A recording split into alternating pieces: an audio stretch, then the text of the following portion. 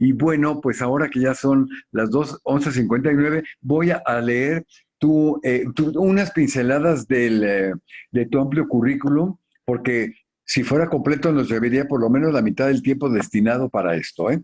Pues muy bien. La doctora es María José Encontra y Vilalta. Es doctora en historia por la Universidad Americana, aquí en la Ciudad de México.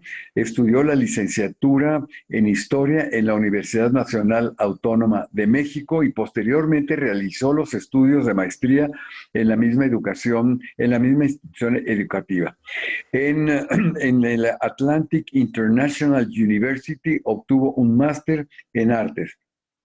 En el 2008 concluyó la maestría en Humanidades en la Universidad Anáhuac y obtuvo mención honorífica. Se ha dedicado a la docencia en diferentes universidades mexicanas y ha impartido cursos en la Universidad Católica de Colombia, Universidad Complutense de Madrid, en la Universidad Anáhuac, Cancún, en la Universidad Francisco Victoria de Madrid y en la Fundación Academia Europea e Iberoamericana en Yuste.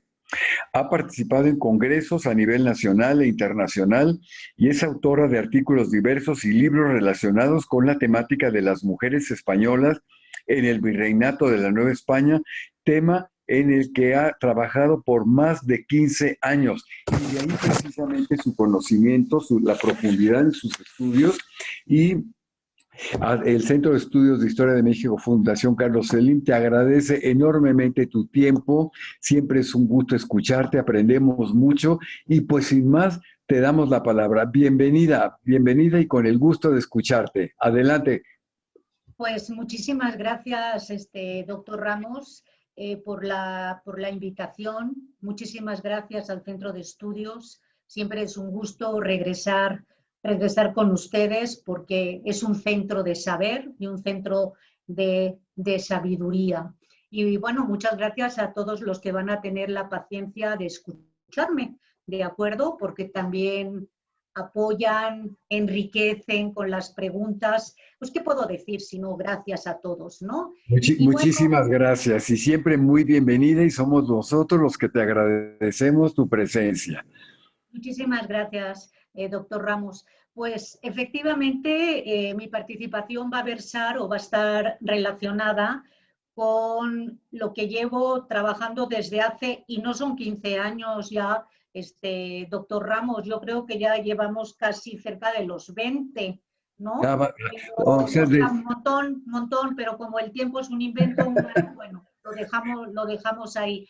Bueno, ahí. efectivamente, siempre mi línea de investigación ha ido dirigida hacia las mujeres peninsulares, las mujeres de origen español y la vinculación y el arraigo que tuvieron en estos espacios de la Nueva España, en el virreinato de la Nueva España. Y bueno, en este sentido, la presentación del día de hoy va a ir sobre esa temática. Todas esas peninsulares que quedaron registradas, ahora vamos a ver de dónde salen estos registros, que quedaron registradas con el tema de la esclavitud de origen africano, que no siempre, sí se tiene que aclarar, no siempre fueron personas que estuvieron sometidas. Hubo personas de ascendencia africana o de origen africano que tenían y contaban con las mismas libertades que otros de los integrantes de esas monarquías o de esos reinos que formaban la monarquía hispánica, ¿no? Y en función de eso, pues va mi presentación, ¿de acuerdo? ¿Cómo la he dividido o cómo va a estar lo que ustedes van a escuchar a continuación?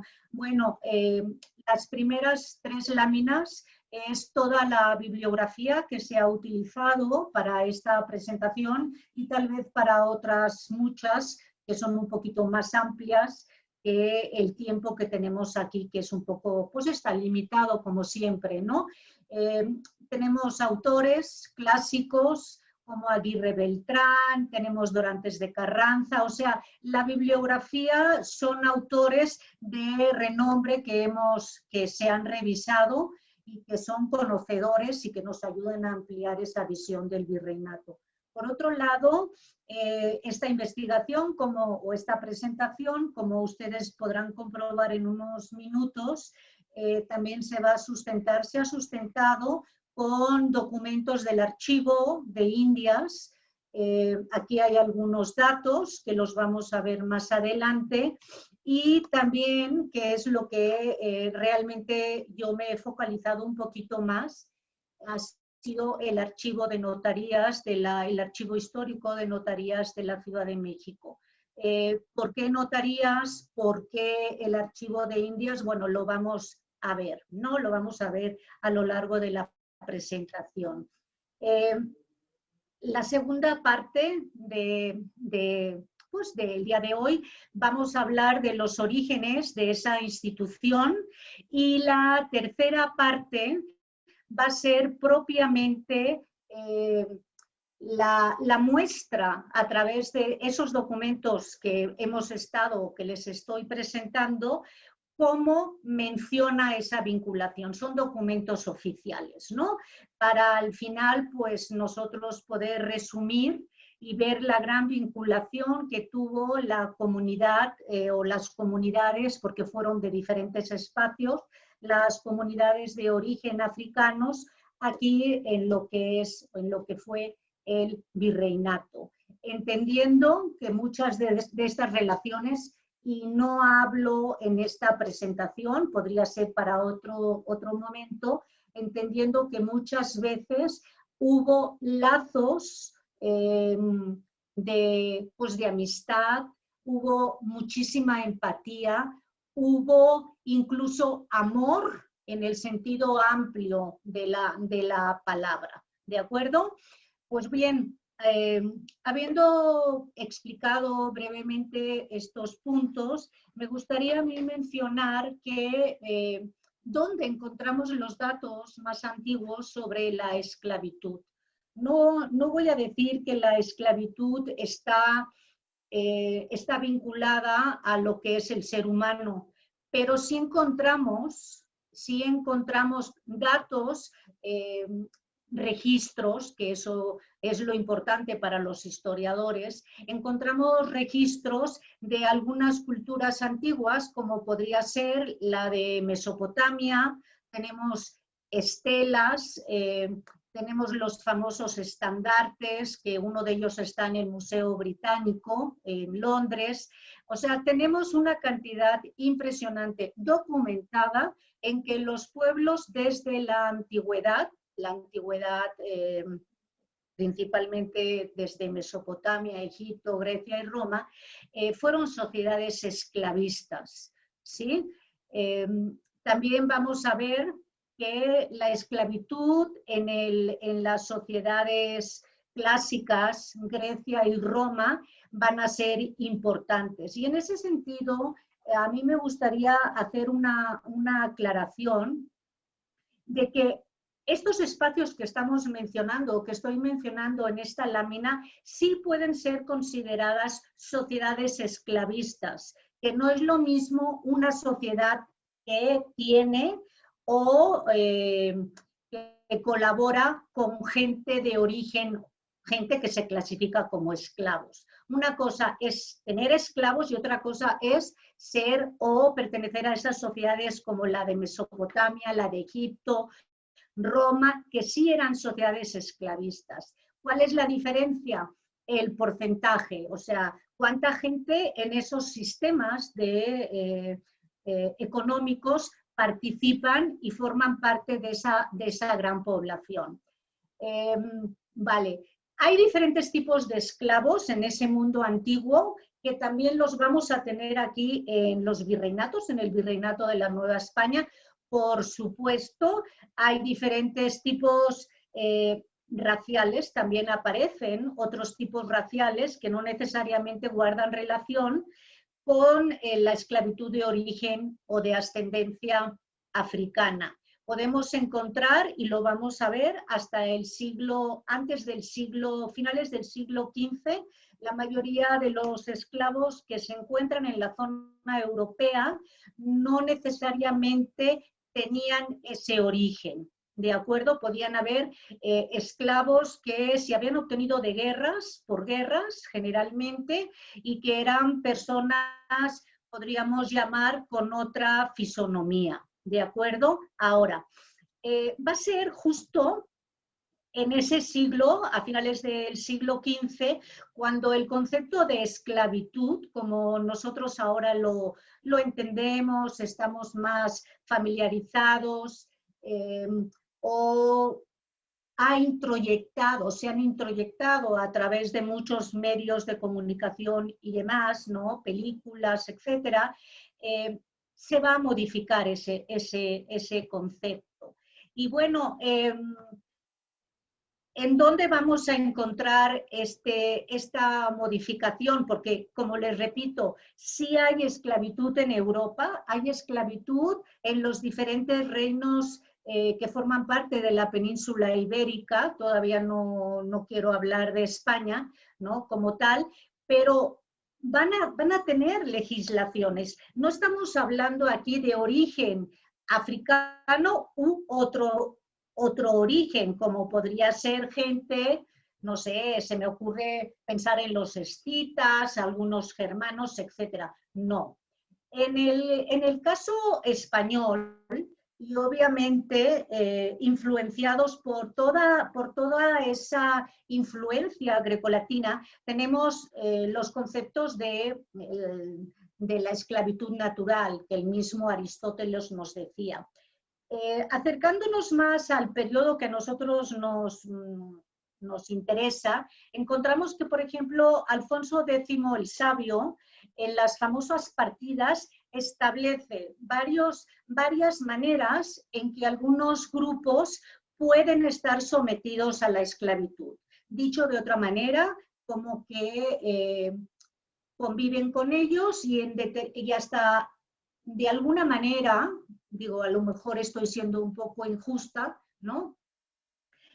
Van a justificarla. Y en este sentido, en las partidas nos habla de todos aquellos enemigos de la fe pueden llegar a ser esclavizados. También Alfonso X en esas partidas nos menciona que los prisioneros de guerra también pueden llegar a ser esclavizados. Otra manera de ser esclavo es, y no, aquí no tiene nada que ver pigmentación ni nada de todo esto, son los hijos que han nacido de una mujer esclava. Y otra manera de convertirse en esclavo es porque yo, en lo personal, ¿no? Decido que me puedo vender. Normalmente también es por deudas. Eso ya está en las legislaciones castellanas desde el periodo medieval. Obviamente todo eso se va a ir arrastrando, lo vamos a encontrar en las famosas leyes de 1503 y vamos a ir viendo cómo va evolucionando ese concepto de esclavitud. Ahora, los primeros datos que tenemos en la zona peninsular, ¿sí? Y por zona peninsular estoy tomando en cuenta la zona de Portugal, lo que es actualmente Portugal. Nosotros tenemos información que a mediados de ese siglo XV van a empezar los portugueses, los que nosotros ahora entendemos como portugueses, ¿no? A darse cuenta que el comercio que pueden obtener a través de esos intentos para circunnavegar el continente africano con la intención de llegar a las Indias, ¿no? Con Enrique el Navegante, etcétera, etcétera, van a entrar en contacto con poblaciones de origen netamente africano. Y van a ser los respectivos jefecillos locales los que van a participar en esos intercambios, en esas ventas por baratijas, también tengo que decirlo, de hombres, mujeres y también niños que se dieron cuenta que podían ser mercantilizados. O sea, va a ser a mediados del siglo XV cuando empezamos a observar, y lo digo con mucho respeto y muchísimo cuidado, ese negocio negrero, porque así aparecen los documentos, incentivado por los portugueses. Ahora, estamos hablando también de una sociedad medieval, una sociedad teocéntrica, ¿no?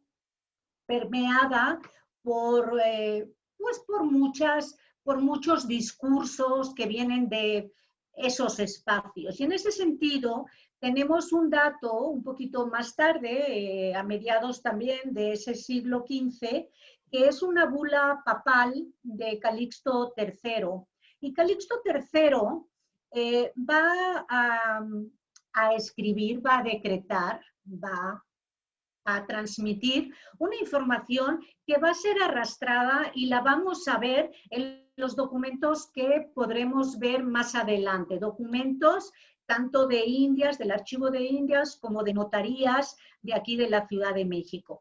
¿Y cuál es? Bueno, que esas personas que se obtienen a través de intercambio con esos jefecillos locales, con esos primeros portugueses que ven una manera de enriquecerse a través, tristemente, pero bueno, es lo que estaba ocurriendo en esos siglos, la única condición que tenían es que esas personas que las estaban extrayendo de manera violenta de sus lugares de origen estuvieran evangelizados. Era la única cláusula que en ese momento se colocaba.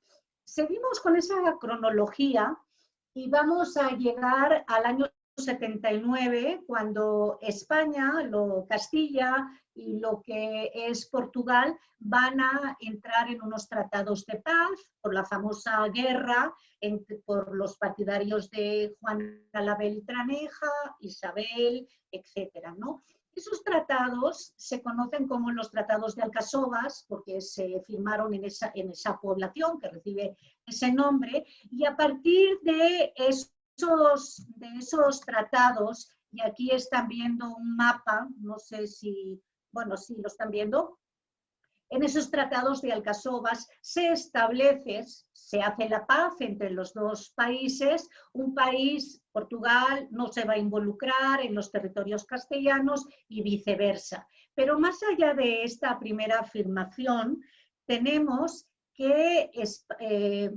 Portugal se va a quedar con el control de toda la zona occidental de lo que es el continente africano, la zona de Cabo Verde, lo que están viendo en esos espacios. Y bueno, a partir de ese control que tienen los portugueses, y todavía no estamos llegando a la empresa colombina de 1492, a partir de esos contactos va a ser cuando el comercio, y ya hablo del comercio completamente legalizado, también lo menciono con mucho cuidado, entrecomillado, el comercio regular lo vamos a encontrar. Y bueno, 1479 realmente está muy cerca a las empresas colombinas de Cristóbal Colón, ¿no?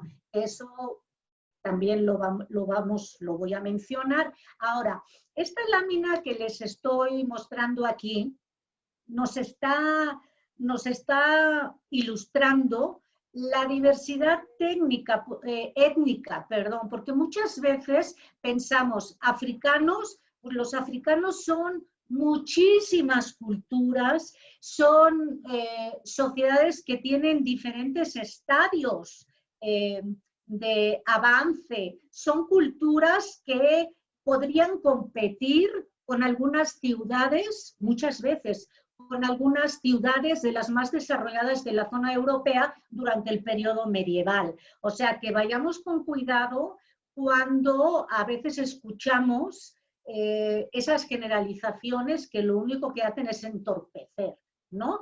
Y bueno, dentro de esta diversidad étnica, aquí podemos encontrar negros del Congo, podemos encontrar personas originarias de la región de Biafra, podemos encontrar gente que en los contratos, y los vamos a ver porque los traigo en esta presentación, personas que son conocidas como bozales, personas también de otras regiones que son clasificados por el nombre de la tribu o del grupo o de la cultura, como los mandingas, en fin, los zape, los cafres, personas de origen o que los han extraído de las regiones angoleñas, en fin, hay una cantidad, hay una gran diversidad.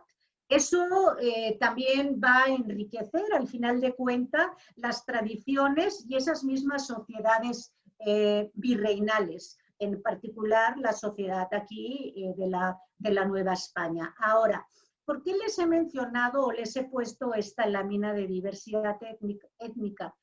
Porque hay algunos contratos de compra-venta en notarías que podemos llegar a hacer. Yo en lo personal no lo he hecho todavía, pero bueno, ahí está para futuras investigaciones, ¿no?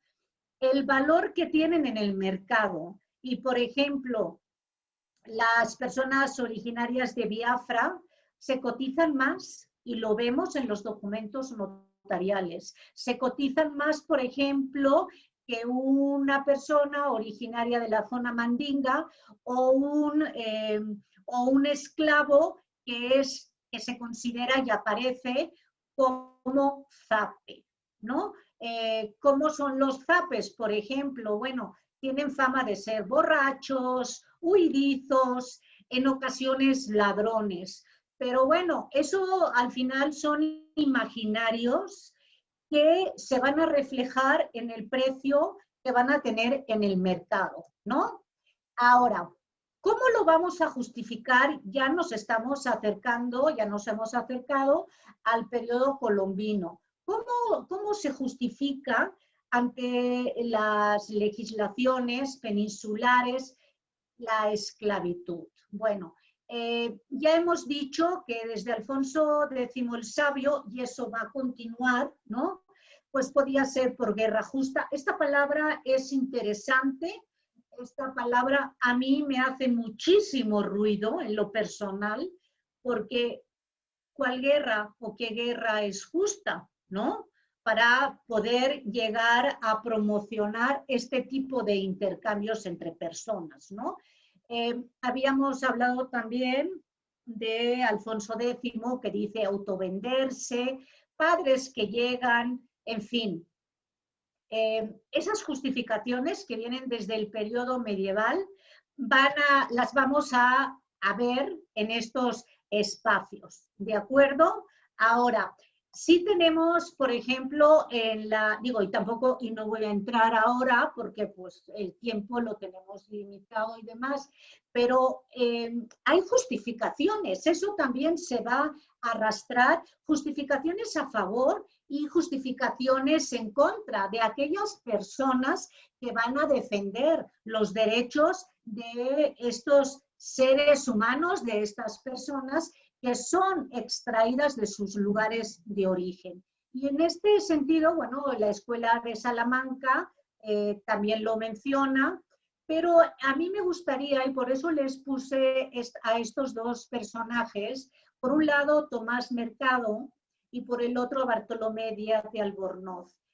Tanto uno como el otro sostienen, justifican y están de acuerdo con la esclavitud. Obviamente tienen que haber sido obtenidos en guerra justa, tienen que estar cristianizados, pero por ejemplo en el caso de Tomás Mercado nos menciona que tiene que estar regulado, y tiene que estar regulado. Decimos vulgarmente que el interés tiene pies, y bueno, tienen que estar regulados, porque eso va a otorgar ciertos beneficios a esas personas, al principio portuguesas y posteriormente de otras nacionalidades que intervienen en ese tipo de transacciones. Pero el señor Mercado nos dice que esos tratos deben ser justos e igualitarios. A ver, justos e igualitarios. Obviamente, con nuestra percepción, ni justo ni igualitario, ¿no?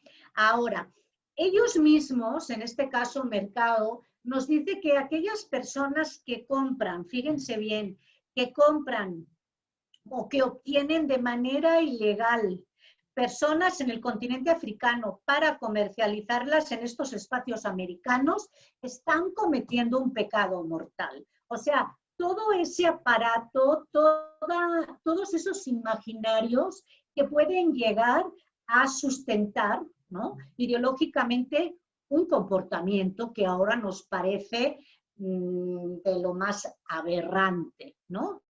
Por otro lado, tenemos a Bartolomé Díaz de Albornoz, que también sostiene que son mercancía.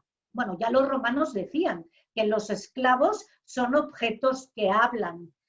Y bueno, también dentro del mundo romano, y esto lo vamos a ver también aquí en la Nueva España, hay diferentes niveles. Hay personas que están sumamente preparadas, que han sido arrebatadas, pero que están sumamente preparadas, ¿no?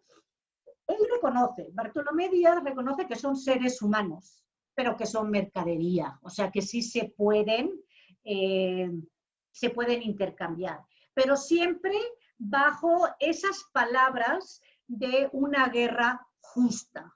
También reconoce Bartolomé Díaz de Albornoz, y lo tenemos registrado, repito, en notarías, sobre todo en una gran cantidad que hay en el siglo XVI y XVII, de cartas de liberación o cartas de alorrías. Esas personas pueden llegar a comprar la libertad pues para ellos mismos o para un familiar, ¿de acuerdo? Sí se autoriza, o sea, son... dicen que echa la ley y echa la trampa, ¿no? Más o menos eso sería lo que podríamos aplicar. Ahora, esas personas que han sido arrebatadas de la zona africana, al principio, cuando llegan a la zona europea, a la zona peninsular, el lugar de intercambio, el lugar en donde se van a comercializar, van a ser las gradas de la Catedral de Sevilla. No sé si alguien ha estado, conoce la Catedral de Sevilla, pero todavía podemos visualizar, todavía nos podemos imaginar un lugar santo, un lugar con esas características, que era el espacio en donde se compraban y se vendían esas personas que habían traído los portugueses a la zona europea, ¿no?, a la zona peninsular. Cuando llegamos al 92, ya con los viajes colombinos, y no voy a utilizar el término descubrimiento porque no se descubrió nada, ¿no?, simplemente se toparon, se encontraron. Sabemos que el mismo Cristóbal Colón y el mismo Cristóbal Colón, a partir del segundo viaje, que es la gran empresa de colonización que se inicia, van a llegar esclavos que, si bien en la península eran utilizados o destinados mayoritariamente para el servicio doméstico o para trabajar en algunos talleres con artesanos, etcétera, van a acompañar a sus amos, y vuelvo otra vez a ir entrecomillado, ¿no? Sabemos en este sentido Hernán Cortés, tenemos a Narváez, tenemos al mismo Nicolás de Obando, ¿no?, que como hombres de ese momento están de acuerdo en este tipo de intercambios, siempre y cuando, repito, hayan sido obtenidos en buena guerra y siempre y cuando hayan sido evangelizados, cristianizados, bautizados, ¿no? Aquí esta imagen que están viendo corresponde a un documento que se redactó durante el periodo, durante el reinado de los Reyes Católicos, en donde se empieza a tratar de regular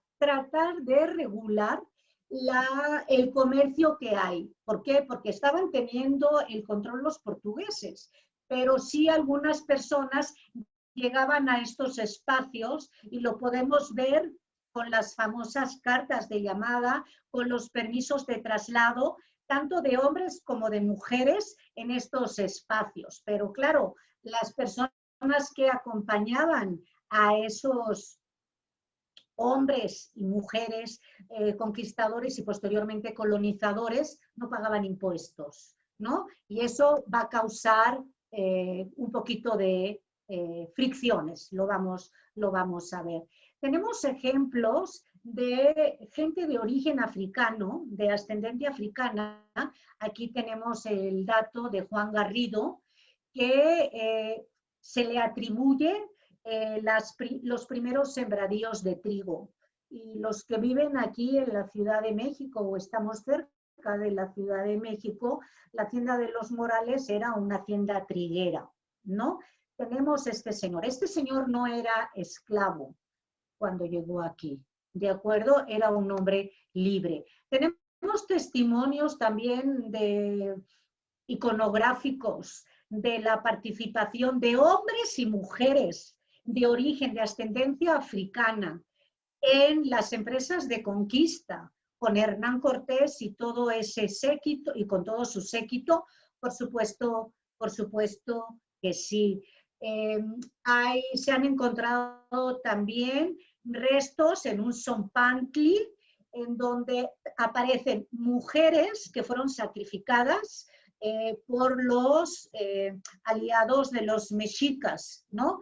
Y son de origen peninsular, pero también son mujeres de origen africano. Aquí empezamos ya con los documentos. Tenemos una muestra localizada en el Archivo de Indias que corresponde a un testimonio de Nicolás de Obando. O sea, ni siquiera estamos pensando en la Nueva España, estamos justo en la zona antillana. Ni siquiera ha llegado Hernán Cortés a esos espacios. Y bueno,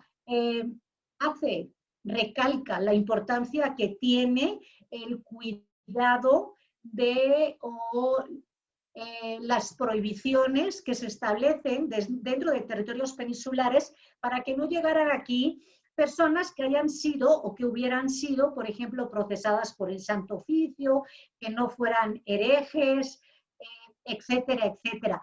Pero sí reconoce el mismo señor Nicolás de Obando en 1501 que sí pueden llegar con las autorizaciones y con los requisitos correspondientes personas esclavas que estén en poder de los cristianos, ¿no? O sea, vamos llegando. Ahora, ¿cuándo vamos a empezar a ver que ese comercio se intensifica? Porque estas empresas de descubrimiento, y digo, esto es ya pues un tema un poquito, no voy a decir trillado por mi parte, pero las empresas de descubrimiento y conquistas, colonizaciones posteriores, participaron hombres, pero también participaron mujeres. Eso fue mi tesis doctoral en el año 2013 que se presentó, ¿no? Esas mujeres, que es el tema que voy a aterrizar, ¿no? Que trato de aterrizar, también venían acompañadas de esclavos y esclavas, los traían desde la península. Ahora, ¿es un negocio? Sí, va a ser un negocio. ¿Cómo lo van a controlar a nivel legal? A través de dos documentos. Unos, en la primera parte de esa historia, de la historia antillana y la historia posterior, van a ser unos documentos que se conocen como licencias. Y prácticamente las licencias van a estar funcionando a lo largo de todo el siglo XVI. ¿Qué era la licencia o qué va a ser un asiento posteriormente? La licencia es un documento que la mayoría de las veces, digo, y me puedo aquí remitir a la entronización de Carlos como emperador del Sacro Imperio Romano Germano. Carlos, el hijo de Juana, Juana de Castilla, otros la mencionan, la verdad, injustamente, yo creo, Juana la Loca, etc. Carlos I, Carlos V, fue un monarca, al igual que otros muchos, que estaban siempre con el Jesús en la boca en los aspectos económicos, estaban en la bancarrota. Y cuando Carlos va a querer obtener la corona imperial, quienes van a financiar esa nueva empresa, Carolina, va a ser exactamente, por ejemplo, la familia Belser, la familia Fugger, y muchas personas, la mayoría de las personas no dan nada a cambio, siempre piden algo en donde se puedan beneficiar. Y ahí vamos a ver justo esas licencias. Estos alemanes, los Belser, los Fugger, van a prestar dinero a los monarcas españoles a cambio de que les permitan trasladar a estos espacios americanos, no nada más a la zona virreinal novohispana, sino a espacios como actualmente Venezuela, etcétera, etcétera, una cantidad impresionante de hombres y de mujeres, ¿no? Esto lo controla la Casa de Contratación, perdón, sí lo va a controlar, y para que vean el negocio redondo, a principios, estamos hablando en la etapa antillana, los derechos que se debían de pagar por cabeza eran 2 ducados, y esto a finales del siglo se va a llegar a elevar a 30 ducados. Y con la salvedad o con la ventaja, ¿no?, legal de que estas concesiones, estas licencias, tanto licencias como posteriormente los asientos se van a poder revender. Y bueno, aquí en esta lámina pues tenemos datos de algunas de esas personas que están cercanas a Carlos I, Carlos V, y que se van a beneficiar de ese lucrativo negocio, ¿no? Tenemos, por ejemplo, en 1518, todavía no llegamos a la Nueva España, ¿no? Tenemos a Laurent de Gobenot, que va a introducir 4.000 esclavos, en fin, son negocios que por más que estén legalizados a través de un bautismo, una evangelización, etcétera, etcétera, ¿no? Aquí vamos a ver algunas disposiciones de ese monarca. Por ejemplo, en 1518, antes de llegar a comprar esa corona imperial, pues le permite a Gobenot, ¿no?, traer 4.000 personas esclavizadas directamente desde los espacios africanos a las zonas antillanas. Vemos esto que se va perpetuando. También tenemos otras familias de confianza pues de la corte de los Habsburgo, ¿no? Y aquí, bueno, prestan al emperador 20.000 ducados a cambio de la introducción ¿de acuerdo? Podríamos seguir con información del Archivo de Indias. Hay muchísimos datos de esclavos que van a llegar de manera legal, ¿no? Y también con mucho cuidado con ese término, pero sí lo digo de manera legal porque tienen la autorización, han pagado los respectivos impuestos. Ahora, hay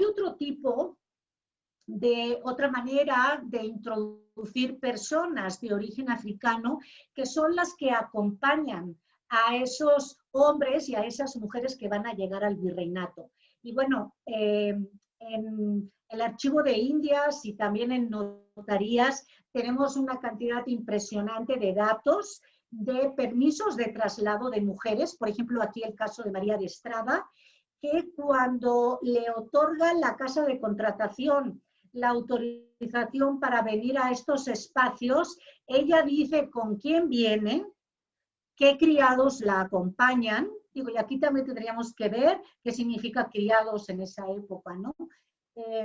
Pero en el documento se menciona que va acompañada de 2 esclavos que no los va a vender, no va a lucrar con ellos. Simplemente son sus acompañantes y están destinados única y exclusivamente para su servicio personal. Pero en este caso que les estoy mostrando, no paga impuestos, porque la acompañan. Y en este sentido, tenemos a Seiler y a Inger, que son esas personas cercanas a Carlos que van a protestar. Van a decir, oh, a ver, señor emperador, ¿no? Su Alteza Real, las personas que pueden importar a estas personas, a estos esclavos, somos nosotros que nos beneficiamos. Ustedes como corona, el caso de Marina Estrada, tienen que pagar impuestos, porque si no, a nosotros nos afecta. Y bueno, ese tipo de información se puede extraer en ese departamento, en esa sección del Archivo de Indias, en justicia. Aquí tienen la clasificación si alguno les llega a interesar. Y bueno, en este sentido, bueno, estas españolas, estas mujeres peninsulares, ya tenían contacto tanto en territorio peninsular como en territorio antillano. Y tanto unas como las otras van a venir acompañadas de estas personas. Y como tienen los mismos derechos, y eso también va contra esa historiografía, sobre todo decimonónica, y también del siglo XX, que nos ha hecho creer que las mujeres no tenían ningún derecho. A ver, en las leyes de Toro de 1503, en las leyes de Indias, etcétera, etcétera, las mujeres tienen derechos. Digo, que hay que moverle de alguna manera, sí, pero pueden participar en cualquier tipo de proceso legal, judicial, transacciones de carácter económico, pueden llegar a disponer de bienes, pueden llegar a dotar, pueden llegar a comprar, y en todas esas operaciones hay mujeres, pero también hay esclavos de origen africano, nacidos en el continente o nacidos en los virreinatos. Y aquí les pongo ya algunos datos de esos acompañamientos. Tenemos a una comadrona que obtuvo el permiso de traslado hacia la Nueva España, que se llamaba Francisca Díaz, era una señora viuda, que viene acompañado de su hijo, pero viene acompañada también de una esclava de origen africano. O sea, vienen y se acompañan. Aquí hay lazos, a lo mejor no con esta señora Francisca Díaz, pero sí lo vemos en los testamentos, que hay vínculos más allá de lo económico. Iconografía, hay muchos ejemplos, ¿no?, de personas que tienen ese origen, esa ascendencia, y que se quedan atendiendo en servicio doméstico, que son, dicho sea de paso, las que mejor parece que van a estar. Seguimos con iconografía, tenemos estos famosos biombos virreinales, que son una verdadera belleza, ¿no? Seguimos con esas iconografías, ¿no? Y bueno, ¿en dónde vemos a esas mujeres peninsulares y en qué momento se vinculan con esas poblaciones de origen o de ascendencia africana? Pues lo tenemos, contratos de compra-venta, porque pueden comprar y pueden vender. Pueden otorgar poderes para también intervenir en algún proceso en donde participan personas de origen africano, no importa la etnia. En la mayoría de los documentos sí se mencionan. Tenemos participaciones, cartas dotales que hacen esas mujeres en donde otorgan dote a una de sus hijas o a una persona cercana a la familia. Y en esas cartas dotales intervienen este tipo de personas, estos seres, hombres y mujeres, que están considerados como esclavos, objetos que habla, ¿de acuerdo? Pueden también participar, y los encontramos en notarías, mujeres que saldan deudas, porque también compran, venden, participan en sociedades mercantiles, no nada más aquí en el virreinato, sino sociedades mercantiles que se van hasta la zona de Panamá, etcétera, etcétera. pueden llegar a saldar sus deudas intercambiando o permutando a estos hombres y a estas mujeres que son clasificados como esclavos.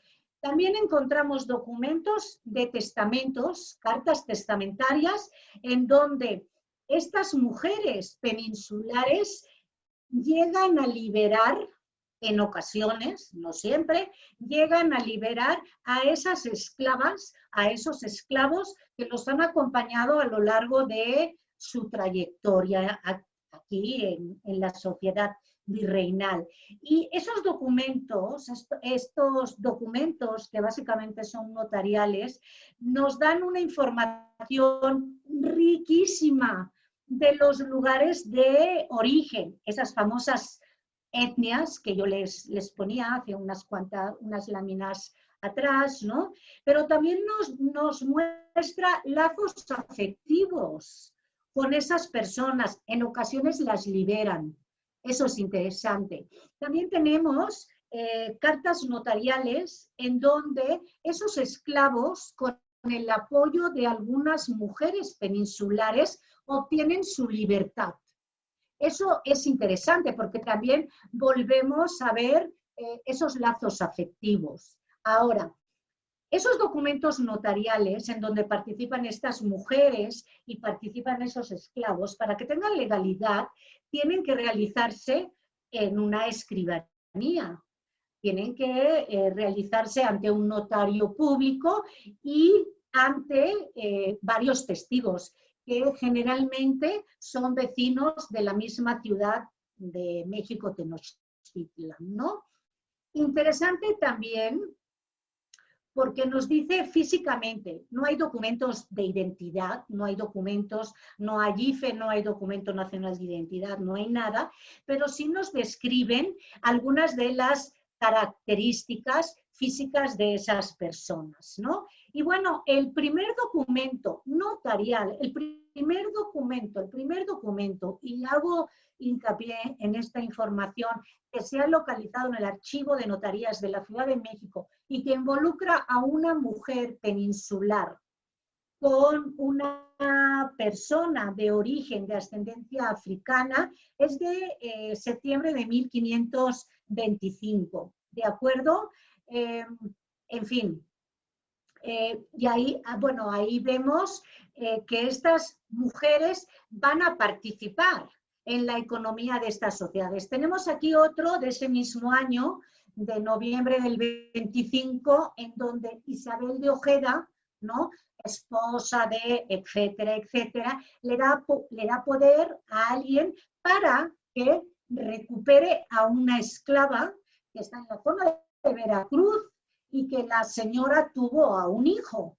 Ese niño también dice el documento que también le pertenece. O sea, estamos viendo que desde inicios, de hecho, la famosa viruela que tanto diezmó a las poblaciones originarias de estos espacios, parece ser que fue transmitida por un esclavo de origen africano que traía Narváez, ¿no? Volvemos otra vez a nuestros documentos notariales. Tenemos otro caso aquí de una señora que se llama Barbola, digo por si alguien no sabe qué nombre ponerle a un hijo, Barbola, ¿no? Esta señora también vecina de la Ciudad de México. Digo, y es interesante estos documentos de los primeros años, porque siempre aparece Tenochtitlan, México. Conforme vamos avanzando, nada más se queda la palabra México. Tenochtitlan se va perdiendo, se va esfumando. Bueno, esta Barbola va a vender también a un mercader, ¿no? Una esclava, esclava de origen africano. Lo triste de estos documentos, y a veces, o sea, lo digo repetidamente, es que además de las características físicas que en ocasiones nos dice que están errados en el rostro, los equiparan a instrumentos de labranza, instrumentos que se pueden utilizar en una no sé, en una explotación minera o en un lugar en donde se refina el azúcar. Y así nos podemos ir a lo largo de todo el 16. Tenemos aquí otra, María Gutiérrez, ¿no? Que vende por 85 pesos, ¿no? De oro de minas a una señora de origen africano.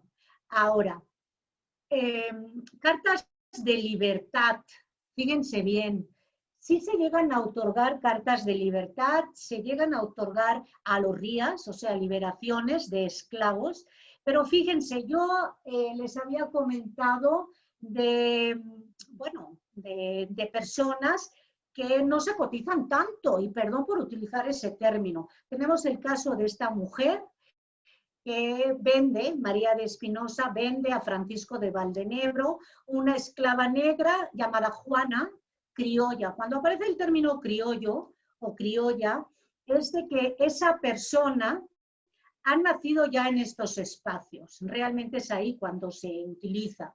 Es joven, ¿no? Pero fíjense bien, obtenida en buena guerra, que eso se tendría que ver, ¿no? Porque echa la ley y echa la trampa, pero tiene tachas y tiene enfermedades públicas y secretas, ¿no? Y bueno, se hace esa transacción delante también de testigos y delante de notarías. Tenemos aquí otra muchacha, hija de Catalina de Zape, ahí nos está diciendo de qué lugar originario es, ¿no? Nos dice que tiene el labio caído, que es alta, y nos da toda una serie de características. Dependiendo del lugar va a ser el precio. Y aquí, si ustedes leen el documento en la parte inferior, se llega a vender por la cantidad de 290 pesos, ¿no? Realmente no era mucho. Tenemos poderes también, dueñas de esclavos o de esclavas que delegan a terceras personas, ¿no? Para que pueda cobrar, para que pueda rescatar, y habla, por ejemplo, de esclavos, pero los nivela a la misma altura de los objetos de labranza, ¿no? Hablábamos también de dotes. Los esclavos y las esclavas pueden ser otorgadas en dote, ¿de acuerdo? ¿Por qué se hacen las dotes? Bueno, pues eso es una costumbre, igual que las arras, que viene del derecho germánico, se heredaron en la península, en las partidas, etcétera, etcétera. Pero aquí también vamos a ver esas cartas totales. Y en ese sentido, lo que se trata de hacer es afianzar a esos grandes grupos oligárquicos, ¿no? Bueno, que además de las cantidades de dinero, que en ocasiones, como en este caso, son cantidades muy importantes, porque 4.129 pesos de oro común no era cualquier baratija. Pero dentro del documento se menciona que hay bienes raíces que se le otorgan en esa carta dotal, pero que también tiene una esclava que tiene por nombre Elena y que pertenece a la zona de Jalofe, ¿no? Y tiene además otra esclava de la zona de Zape que está entre Bozal y Ladina. ¿Qué quiere decir eso? Pues que está aprendiendo a duras penas a hablar el castellano, a hablar el español, pero todavía no se desarraiga completamente, porque nunca lo van a hacer, ¿no? De sus espacios originales. En fin, así nos podríamos ir con los testamentos. Los testamentos también tenemos mujeres españolas que a la hora de legar sus propiedades, a la hora de legar sus bienes, van a mencionar a las personas que tienen o han adquirido siempre de buena guerra, porque siempre de buena guerra, si no, no hay manera, si no te excomulgan, si no es un pecado capital, ¿no? Etcétera, etcétera. Y para terminar, bueno, estos son muchos de estos de estos datos que se localizaron, pero sí me gustaría mencionar para cerrar el dato de una señora peninsular que, que me saltó muchísimo. ¿Y en qué sentido? Ella hace testamento, ¿sí? No está enferma, pero hace testamento por precaución y va a liberar a 2 de sus esclavas. En el primer documento dice, las voy a liberar por el gran amor que les tengo y por el buen servicio que me han dado. Digo, eso ahí habla bien de la señora, ¿no? Vamos a decir que habla bien de la señora. ¿Qué pasó en esas 24 horas? Porque el documento se ve que es al día siguiente. En esas 24 horas, sepa Dios qué pasó, porque no lo vamos a saber, no lo dice el documento, regresa con el mismo notario y se retracta de lo que había ordenado un día antes. No les otorga la libertad a esas 2 chicas, ¿no? En fin, eso sería algo de lo que se ha estado pues trabajando, hemos estado viendo, y porque llegamos a la conclusión de que hombres, mujeres que vivían en esas sociedades con unos imaginarios propios de esos mismos espacios y de esa misma cronología, se vieron involucrados y en muchas ocasiones llegaron a tener vínculos.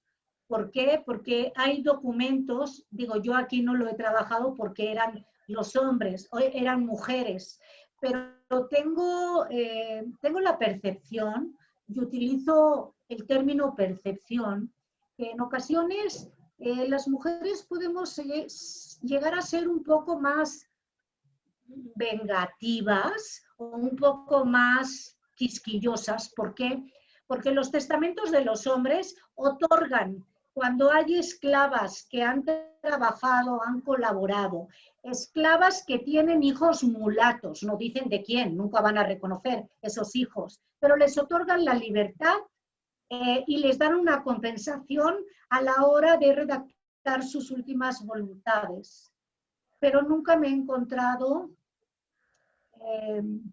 con ese tipo de amabilidades por parte de la mayoría de esas mujeres peninsulares. Digo, y lo dejo aquí pues para reflexión, ¿no?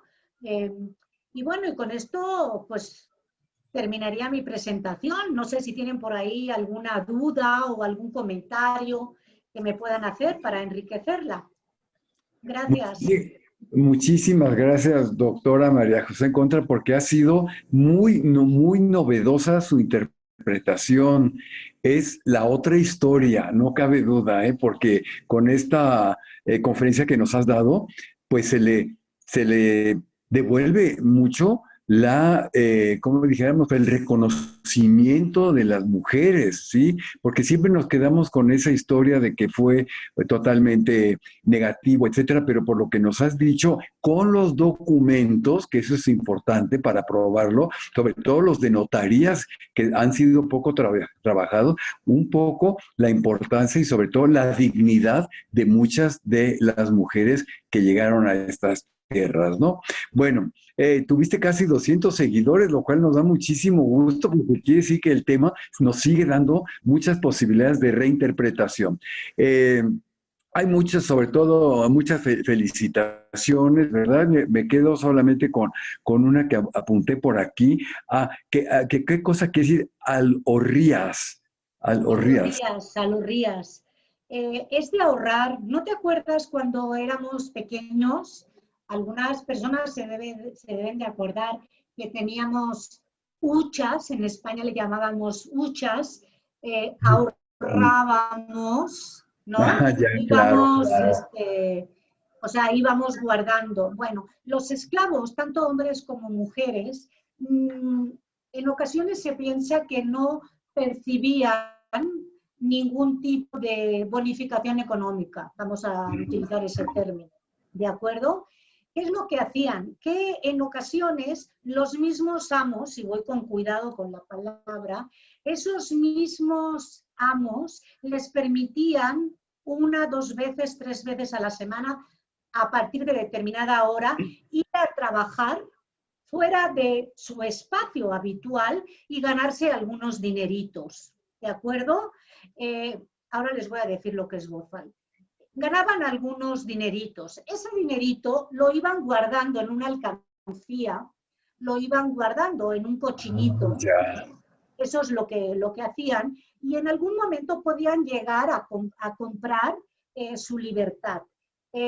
Como siempre se tenía que hacer todo de manera legal, a través de un notario, de un escribano, esos documentos se conocen exactamente como alorrías, cartas o sea, viene de ahorro, ¿de acuerdo? Son esos documentos. Por ahí alguien, bueno, decían que era un bozal. El bozal es la persona, o se atribuían en esas épocas, las personas extraídas a la fuerza del continente africano, ¿no? Que eran comercializadas, pero que no habían llegado a aprender el idioma del lugar en donde eran destinados, ¿no? En fin, es eso, ese es el bozal. ¿Y qué es un bozal? Lo que llevan los animales aquí, ¿no? En la boquita, ¿no? No hablaban ladino, no hablaban castellano, en el caso de los espacios pertenecientes a la monarquía hispana, o no hablaban portugués, o no hablaban, etcétera, etcétera, etcétera, ¿no? Más o menos esa sería la respuesta. Oye, bueno, además de las felicitaciones que las puedes ver después, que son muchísimas, que han disfrutado tu conferencia, hay una persona que pregunta, ¿quién dijo que eran objetos que hablaban? Eso a mí también me llamó mucho la atención. Ujú. Los romanos. Ah, los romanos, o O sea, sea, en la esclavitud en Roma, digo, no les he mostrado, no les he puesto en esta presentación, pero bueno, habían esclavos, hay esclavos en todas las profesiones, en todas las funciones sociales, económicas, etcétera, ¿no? Podemos tener músicos, podemos tener contadores, agricultores, mineros, gente de servicio, en fin, de todo tipo. Pero en Roma, en la época clásica, los esclavos, que también podían ser profesores, filósofos, médicos, etcétera, ya. eran considerados, según las famosas 12 tablas, como objetos que hablan. O sea, mi aspiradora, perdón por utilizar eso, digo, ahora está la Alexa, ¿no? Que le preguntas algo y te responde. Pero bueno, vamos a ignorar esa cuestión. Pero son objetos Ajá, que ya. hablan. Hablan y hablan. Obviamente, pues si son humanos, ¿cómo no van a ser? Son personas. Ahora, también aquí una cosa que no la he mencionado y también da para mucho. Esas mismas legislaciones que vienen desde Alfonso X el Sabio, etcétera, etcétera, y se van a heredar en estos espacios, se llega a sancionar al amo, a la ama, que llega a maltratar a su esclavo. Fíjense bien, y el esclavo puede llegar a denunciarlo o denunciarla ante las autoridades. Entendemos que eso no fue frecuente, porque no lo debió de haber sido, pero que está, está. ¿De acuerdo? Y sí hemos leído algún tipo de documentos en donde una persona en particular, creo que era un hombre, si no recuerdo mal, se llega a quejar ante las autoridades de que está recibiendo malos tratos de parte de su amo y que quiere que se lo quiten, o sea, que vaya y que forme parte de otro grupo, a lo mejor familiar, laboral, etcétera, ¿no? O sea, todo esto, Marina, a ver, ya, es Marina, no es María. Alfonso Carrasco. Hola, Alfonso. No es María Estrada la que llega en la conquista de Tenochtitlan. Esta Marina de Estrada, Marina, que algunas veces se ha llegado a confundir con María de Estrada o se ha llegado a confundir con doña Marina, la Malinche. No. Esta Marina, este documento es de la esposa de uno de los contadores, de los primeros contadores, funcionarios públicos, que llegan con toda su familia aquí al virreinato. Entonces ella, el marido ya está viviendo aquí desde hace varios años, tiene vínculos con los Ávila, etcétera, es de los primeros Ávila. Y ella cuando sale de Sevilla, la autorización que le dan para venir con sus hijas, etcétera, etcétera, menciona a esas esclavas, junto con ropa y junto con otro tipo de objetos de uso personal. ¿De acuerdo? No es María de Estrada. Claro. Está preguntando si alguna bibliografía que puedas recomendar, particularmente nos dicen algo que tenga que ver con la investigación en los archivos notariales. A ver, los archivos notariales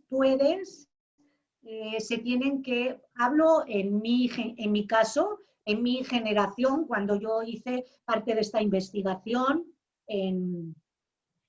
en notarías, tienes que solicitar un permiso, pagar, te dan una credencial, una especie de credencial, y cuando ha pasado todo este trámite, ¿no?, que puede durar algunas pocas semanas, pero dura, podemos ir o pueden ir al archivo de notarías, al archivo histórico de notarías, que está frente a la Alameda, donde está la Secretaría de Relaciones Exteriores. Ahí está.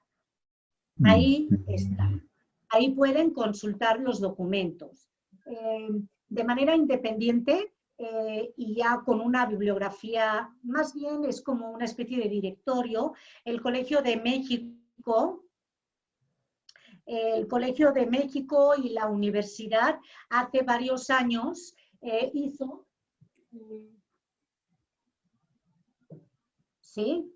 este tipo de catálogos que se pueden conseguir, catálogo de protocolos del Archivo General de Notarías de la Ciudad de México. Se puede llegar a conseguir en algunas bibliotecas. También están los trabajos de la doctora Ivonne Mijares, que también se dedicó. Entonces, bueno, puedes ir sacando, es un trabajo, por los que se dedican a esto, y tú lo sabes muy bien, Manuel, claro, es claro. un trabajo de detective, Sí. y bueno, vas sacando, rascando y luego lo juntas, ¿no? Más o menos eso sería, ¿no? Por ahí hay dos últimas que puedes leerlas si quieres, de Silvia, o la de Juan Carlos Briones. Es Juan Carlos que pregunta sobre las personas que si fueron marcadas con hierro en el rostro o cualquier parte del cuerpo, ¿qué tan común era? Mira, yo no, o sea, es una barbaridad, atrocidad, todo lo negativo, peyorativo, esos calificativos los podríamos aplicar. No me he encontrado, o sea, yo revisando documentos de notarías, mencionan características físicas, que puede estar cojo, coja, puede tener alguna herida, pero muy pocas veces he encontrado lo del herraje, ¿de acuerdo? O sea, esa marca con hierro. Pocas veces que lo hacían, pues tristemente sí lo hacen, ¿no? Y muchas veces vienen marcados. ¿Por qué? O sea, los venden y sobre todo en contratos de compra-venta que no han intervenido mujeres, es población masculina, lo que yo recuerdo, sí aparecen mujeres, hombres y mujeres que están marcados, pero lo hacen porque, digo, no hay justificación, obviamente no hay justificación de ningún tipo, pero lo hacen porque es una manera, es como un chip, ¿no? Salvaje, para decir esto, es como un animal, perdón, los animales están marcados, los marcan, qué feo, qué feo, qué feo, qué feo. Ay, sí, totalmente. Sí, es el catálogo. Hay diferentes ediciones, sí, exactamente, Elena. Pues María José, te queremos agradecer de verdad tu investigación tan fuerte que has estado realizando y ojalá que pronto aparezca tu libro, sobre todo de lo que trataste en esta conferencia, porque sería muy, muy interesante ver, por ejemplo, tus fuentes más directamente. Yo creo que sería un gran acierto que de aquí brincaras esta noche misma a la edición de tu libro porque será muy bienvenido, como ya lo demostraron este público que te hemos seguido, un público muy, muy amplio, lo cual nos da muchísimo gusto. Pues a nombre del Centro de Estudios de Historia de México, Fundación Carlos Slim, te agradecemos enormemente tu presencia, tu generosidad por compartir tus conocimientos y desde luego que te esperamos pronto para otra conferencia. Muchas gracias, Mara José, y a todos Muchísimas los que nos gracias. siguieron también con todas sus preguntas. Y bueno, pues nos vemos la siguiente semana con Juan Garrido, Historia de un Conquistador.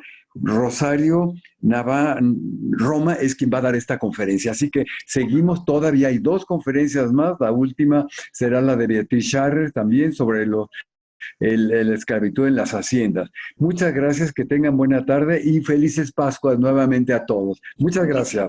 Muchísimas, muchísimas gracias. Gracias a todos. Muchas gracias al Centro de Estudios y gracias a ti, como siempre, Manuel. A Es un ti también, placer. como siempre. Es un gusto verte y espero que nos podamos ver próximamente en físico también. ¿Mm? Claro, claro que sí. Muchísimas gracias. Hasta Hasta luego. Buenas pronto y tardes. muchas gracias, ¿eh? Gracias. Hasta luego a todos. Hasta, hasta luego. Hasta luego.